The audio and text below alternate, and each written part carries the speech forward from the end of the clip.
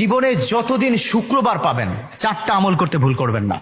আজকে শুক্রবার না, আমি জানি না 4টা আমল করেছেন কিনা বা করছেন কিনা, আপনারা মিলিয়ে নেবেন। যদি 4টা আমল আজকে না করে থাকেন, আজকে থেকে জীবনে যতদিন শুক্রবার পাবেন 4টি আমল করতে ভুল করবেন না। পারবো তো ইনশাআল্লাহ?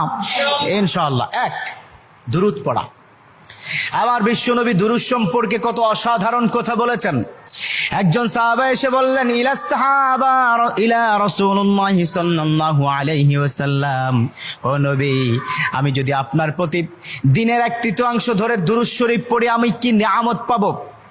বিশ্বনবী বললেন, তুমি যদি দিনের 1/3 ধরে আমার প্রতি দুরূদ শরীফ পড়ো তোমার জন্য বিশাল উপকার হবে, আরো বাড়িয়ে পড়লে তোমার জন্য আরো ভালো হবে।